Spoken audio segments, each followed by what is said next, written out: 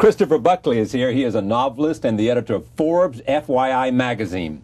His 8 previous books have taken a satirical look at everything from Wall Street to the tobacco industry. His new novel is called No Way to Treat a First Lady. It tells the story of a first lady accused of killing her husband, the president. I am pleased to welcome Christopher Buckley back to this table. Welcome. I'm just smiling at the title. You almost made it through the title without laughing. Without. You just think of many things and many presidential wives who might have had the instinct to do just that. It goes back through American history. It does. It does. Do you remember early on in the Clinton administration there was well, that's certainly not one I would have thought about. Well, we could go there. But there was an item in the paper about how she had thrown a lamp at him. Yeah. And did he have a shiner or something? Wasn't this, or was it no, just a story? Oh, as a matter of fact, I think he did have a scrape. But in other reports, it was an ashtray. But I remember this item. I kept thinking, well, what if it had connected? Yeah. It would have fallen under the category of, those newspaper stories, marital spat goes tragically awry. And so I did some research. I called some lawyers and said, well, what if this had happened? And it turns out if you kill the president, it can't be, involuntary manslaughter, murder too, or whatever the other terms they use on the TV show Law and Order. Right. It's assassination in the first degree. If a president, became if a president is murdered, it's an assassination. That's basically an assassination. Don't try it. They won't. Well, George Bush, didn't he fall off the sofa from having, almost suffocated or something on a potato chip or something? A pretzel. A pretzel it was. So someone could have placed those pretzels there. Might have done the president in, and that would have been a clever way to do it. There's a very clever way to do it if you wanted to get rid of the... I hope no one from Al-Qaeda is listening to this.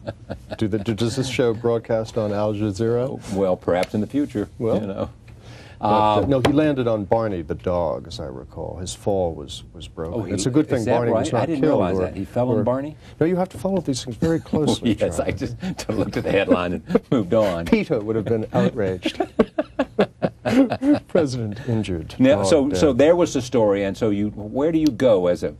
See, because you're different in that it's got to be funny. Well, that's the idea. Yes. This is not really was intended to be sort of a satire on lawyers. Yeah. You can't get enough of lawyers, can you?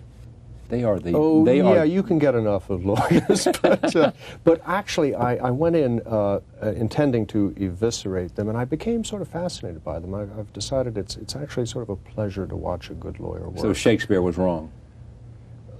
First thing we do, let's kill all the lawyers. Yeah. Well, I'm not saying he was wrong. You haven't gone that far.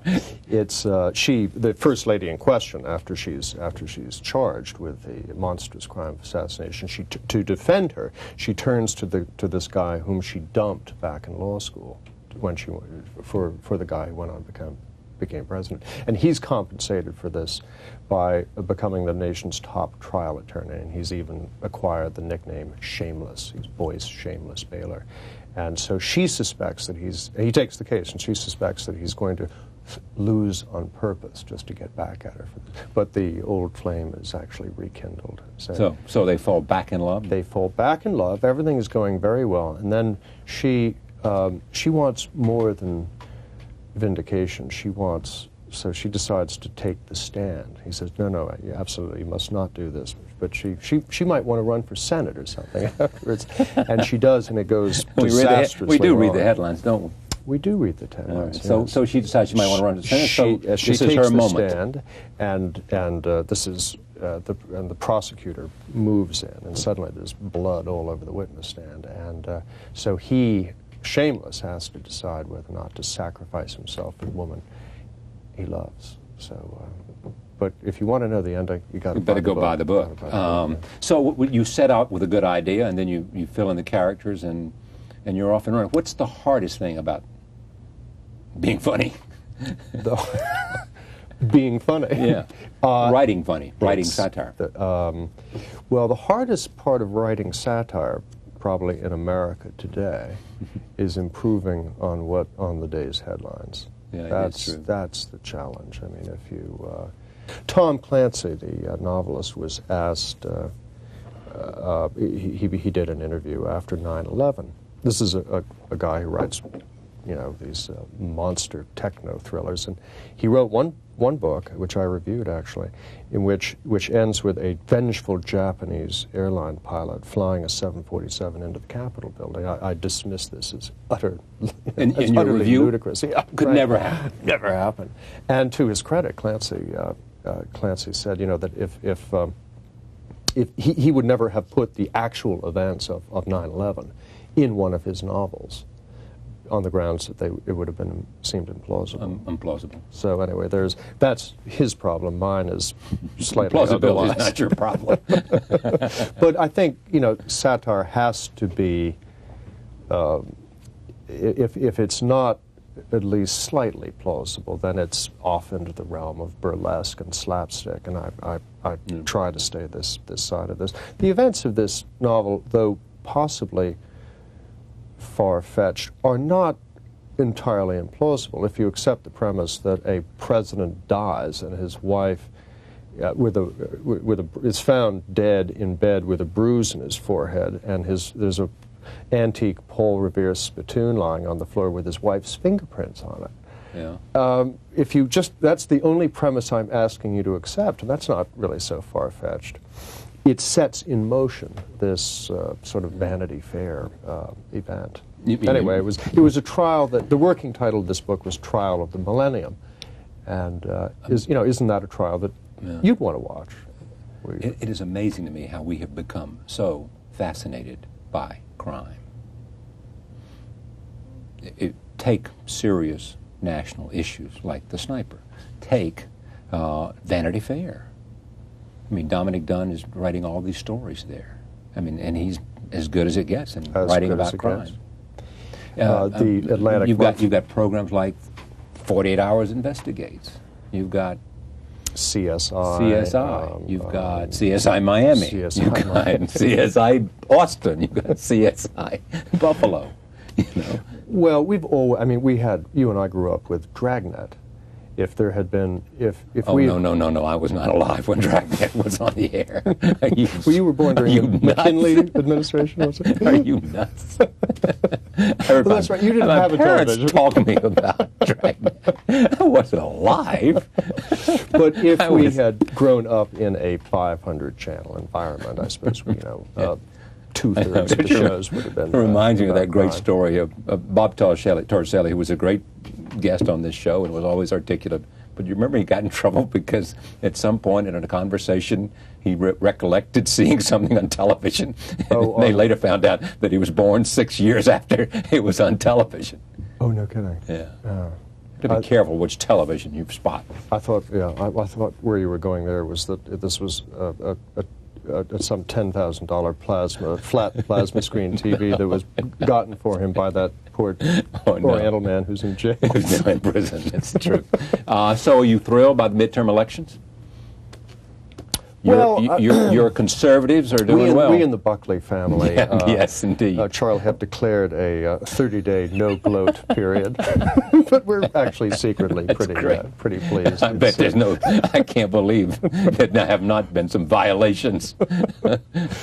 Well, we do it in the bathroom. We go into the bathroom and have a good gloat. There were it was an interesting election night. My favorite moment, I think, was when James Carville put the wastebasket over his head. I think he ought to consider leaving it there.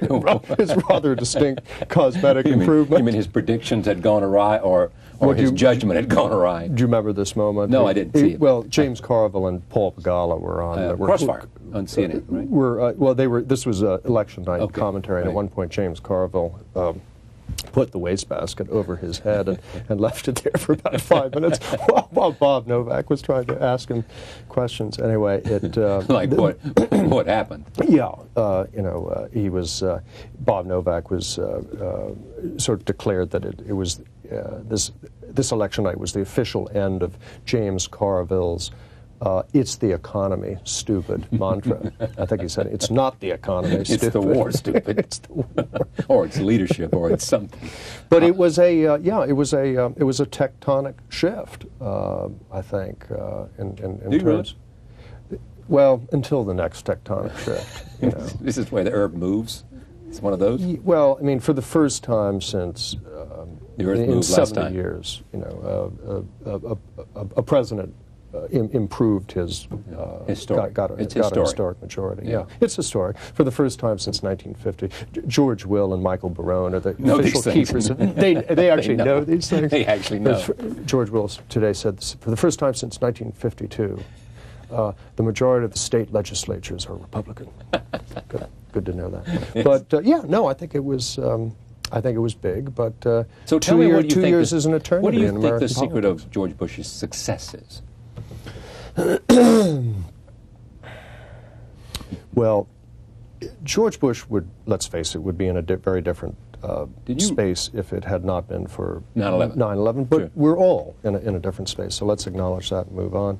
I think that probably the secret of his success is his single-mindedness. Remember Isaiah Berlin's formulation about the fox and the hedgehog. This is a turn on a precept laid down by a Greek poet, Archilochus. Now, what did he say? I remember this well. It was that the fox knows many small things, but the hedgehog knows one large thing. One big thing. And Reagan classically was a hedgehog. I think Clinton was more of a fox, but he was a very foxy fox. But Bush, one smart fox. Yeah, he one smart fox, crazy, clever like a fox. But anyway, I think Bush has been absolutely masterful. Whether or not you agree with the merits of going to war with Iraq, although at this point most of the country seems to be agreed on the merits of that. You think so? Well, according to the... With UN, it seems like they also very much wanted the president to go through the United Nations. Yeah, but I think actually, I don't think the majority of the American people care too much for the United Nations. But anyway, I think it was masterful the way Bush. You think I've been spending too much time in New York? Yes, I do, Charlie. I think you need to get back to North Carolina. Your roots. North Carolina. You're a friend of Christopher Hitchens. I am indeed. Who's engaged in this. When I was in London recently to do a piece for 60 Minutes, they were all a buzz about the fight between Christopher and Martin Amis. What do you make of this? This is two classic British literary types, good friends, probably went to Oxford or Cambridge Bosom together. Friends. Bosom I believe friends. they are godfathers to each other's children. Oxford, I assume? Oxford. Yeah. And now they're into this public tiff about Martin's book, about Stalin. Koba, and yes, it's Martin Amis has finally decided that Stalin was a bad man. I've been telling Martin this for years, and he, in this book, which I have not read, because I'm here to promote my book. Well, we've said enough about your book, I think. Yeah, to hell with my book. He I guess, criticizes Christopher for not having denounced Stalin. What you have here is a very high wire pissing match between these two guys who are very bright and very witty, very and bright. very well, literate. they're the two Stars best of their writers of a generation alive, of journalists probably. who came out of Yeah, and it's fascinating to watch, but you don't have to invest it with too much concern. How's your movie career coming? The cigarette book. They were going to make it into a movie. Mel Gibson was going to make it into a movie. And so he gave you this big check to option it? Big-ish. Big-ish. Warner Brothers now owns it. They bought it from Mel?